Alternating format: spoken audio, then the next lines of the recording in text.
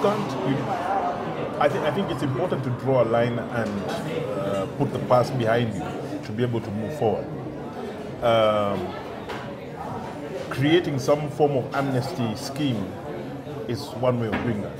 I've always been a believer in it, but it must be accompanied by lustration, which means that public officer who has admitted to defrauding the Kenyan public can never hold public office again for their entire life, number one. Number two, there must be restitution. In other words, they must give back to the public what they have stolen. And if they don't reveal all that they have stolen, then the full force of the law is brought to bear upon them. Isn't the problem, guys, that a lot of the people that we're talking about, we're not naming them, are still part of the system? Yes. The fella the gentleman who blew the whistle on Goldenberg died a miserable death. Very, very poor. He lost his job for blowing the whistle. He died a miserable death. We don't remember his name.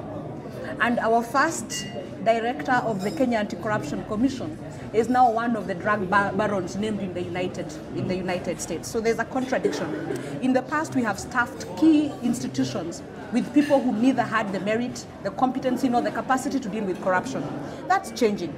We are now getting engaged more in terms of selecting who's going to lead that. So one hopes that in the future, we will be able to interrogate the capacity and the competency of the people who head institutions such as the Kenya Anti-Corruption Commission that is supposed to lead the fight against corruption. But you know, when it comes to dealing with corruption, you must also remember that we are where we are because we are also struggling under the weight of corruption. We are carrying a very heavy load of corruption. So we are both encumbered with the burden of corruption and also the desire to move forward. And it is a trying time for us, but it is not a time when we can afford to lose hope. We have all these things going on, and we want at the same time to change. There are certain things we've done that are reasonable, that may help us get out of that. One of them is to devolve government so that services are coming closer to us, which means two things. One, we will be able to interrogate more what our government is doing. Right. In the past, our government has been very distant. It's been very, very far from us. Now government is coming close. And I'll give an example. Most of the members of parliament will not see the next parliament because of a small fund called the Constituency Development Fund. We know about it. It's with us. They've mismanaged it. And for that, we will punish them by not voting for them. In the future, with the local governments coming to us, we will be better able to audit the goings on within government. So in a sense, we are at a pivotal moment as a nation, where we have this long history of being beaten down by corruption.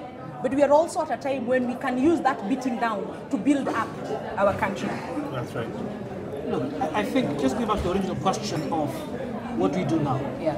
I think all my co-panelists here have, I think, given very germane solutions to grand corruption, the issue of the constitutional and jurisprudential system, petty corruption, more efficient service delivery, use of technology, access to information. And in fact, what's happening now is that you have a lot of young people who are operationalizing through IT the access to information.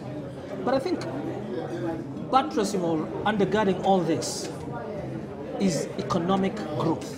At the end of the day, all this has got to be combined with a growth in the economy. I firmly believe, personally, that the whole issue of retreating to our ethnic cocoons is partly because, the economic pie has been very, very small. We have to grow the economy such that ethnicity becomes irrelevant. James, let me bring you in there, because you are the economist here. Is that the way forward? Is that the way out? Economic growth where Kenyans are producers, not economic growth where Kenyans are just importing stuff. Because if you look at what's happening currently, the country, the exclusion I talked about is such that, as John mentioned earlier, there was that growth in 2007, but then corruption and even the violence.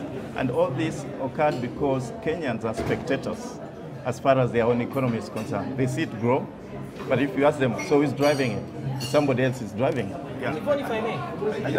I just wanted to add, because I think you're both making very, very important points.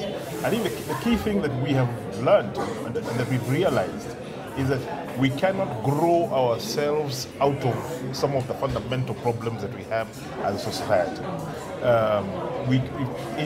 In fact, what we're finding is that because of the structural distortions in the way our state is designed, the more we grow, the deeper the inequalities become.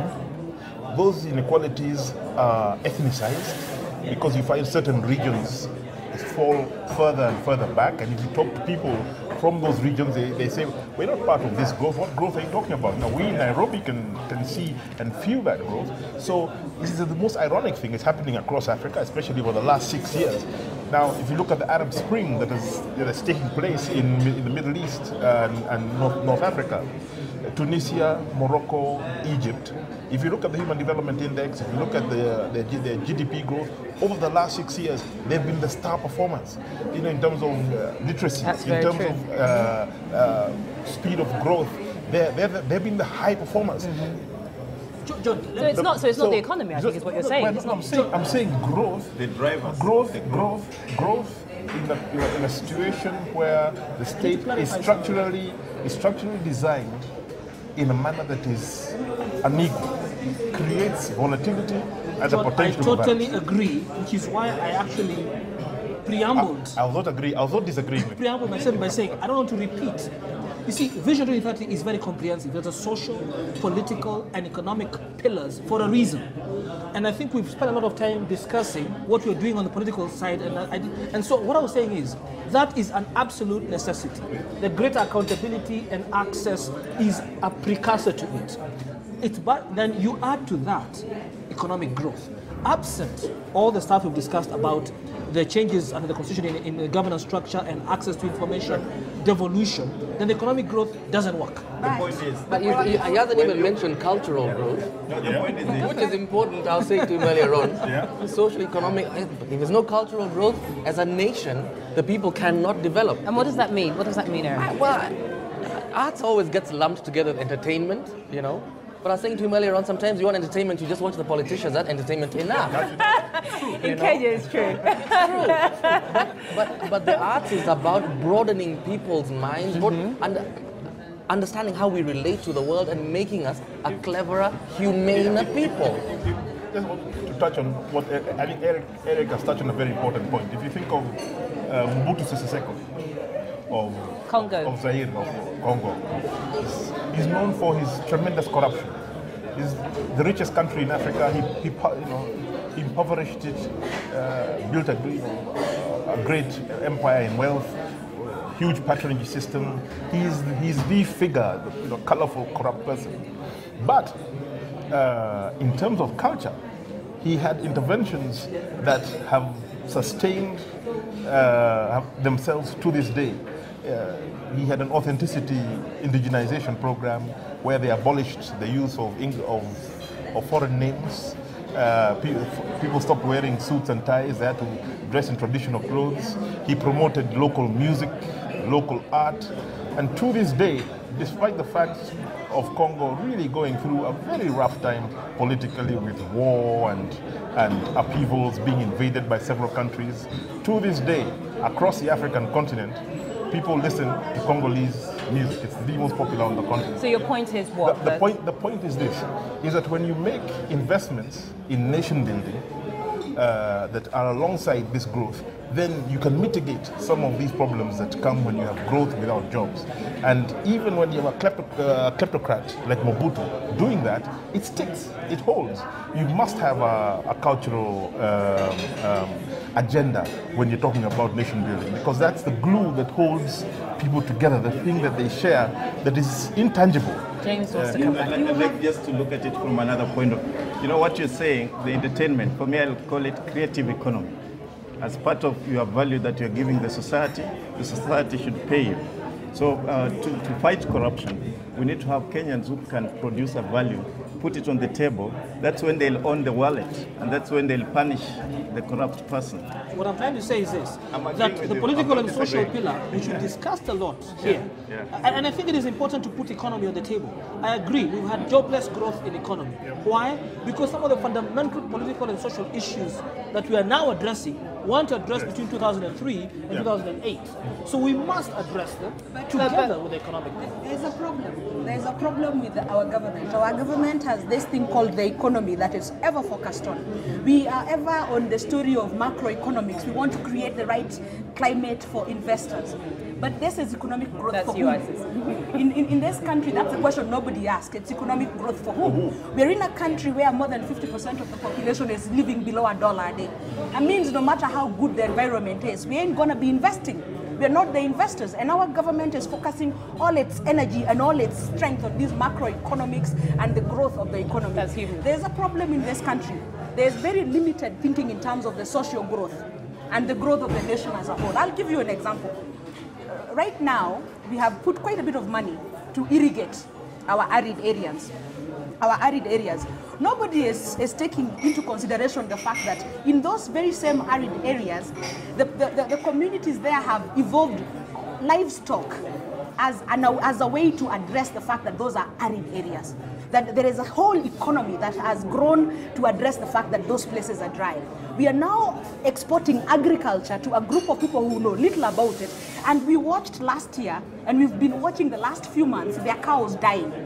Today, Botswana, as far as it is, exports more meat to the Middle East than we do. We are only a corridor away from the Middle East. Our government will not put in the money that is required to invest in our livestock up north and convert that into a viable source of income for our communities up north. They want to convert them into farmers. And for that, we are now investing billions of shillings to go and irrigate lands. We have camels. You can export camel meat. You can export cow milk. We have the best meat. If you come to Kenya, the one thing we are known for is barbecued meat. It's great. It's organic. Nobody is investing in that. I watched last year. This year, we have millions of Kenyans facing starvation. I watched last year as we as a nation poured away milk. Today, our children in schools don't have enough food. We don't have nutrition. All it needed. So, Wango, would you run for parliament? Would you get involved in the parliamentary process, run as an MP to bring about this change? The political system in place will not have me. Okay, because? Because it is corrupt. Aha, so we're back to parliament. Okay, help me because I feel. Okay, go on. To go to parliament, you have to play the dirtiest of politics. Oh, okay. Let's go there. Yeah. Because there's a lot of young Kenyans who have this discussion about, challenge with leadership and do we get involved, and the conversation always comes back to it's such a corrupt system, and I'd rather play in the private sector, I'd rather kind of stay and add value in these other ways, and that's a little too hot to handle. Yeah. I think, hold on, before we go to the issue of, I do want to say that part of the reasons she talked about livestock dying is because they lack water. So the irrigation isn't purely about farming. It's about livestock development and livestock. You're giving a defense of a livestock. No, what I want to say is this. I think when we say Vision 2030 is holistic, it is holistic. Okay, and she's right in terms of you cannot impose, industries and cultures where they don't really belong. Yes. Okay, but on the issue of leadership, people do have, and I was hoping John would come up with this question of, so what are we doing about it? Okay, because at the end of the day, the leadership that we have, whether it is the elected leadership, and then the technocrats who are appointed by the elected leadership, they come from us. They don't come from a vacuum, okay? And what are we doing about ensuring we have the right leadership in place so that we move beyond hand-wringing? I firmly believe that, to give credit to the Kenyan people, they have begun to do something about it. And I know we are overstating the issue of the Constitution, but the Constitution is supreme, and it's a very, very far-reaching change in this country.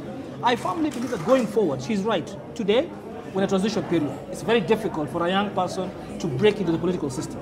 I have that issue myself. But I firmly believe that going forward, I'm hoping that we shall move from, the giving up and actually address the issue of using this constitution to get into positions of leadership. So where does this leave us, John? I'd like to come to you for some final thoughts, really. I think Kenya is at the cusp. We either get it wrong, very wrong, or Kenya takes off. And I think that's where we are right now. We have a new constitution, the economy is growing. At the same time, we have fundamental narratives of inequality, especially ethnicized inequality, a very ugly kind of politics. So tremendous volatility, tremendous opportunity. If we get it wrong, what does that mean? It means that we are likely to see low-intensity violence for a long time, and it could actually affect the coherence of Kenya as a nation state. You don't think we're going to get it wrong, do you, Mugo? No.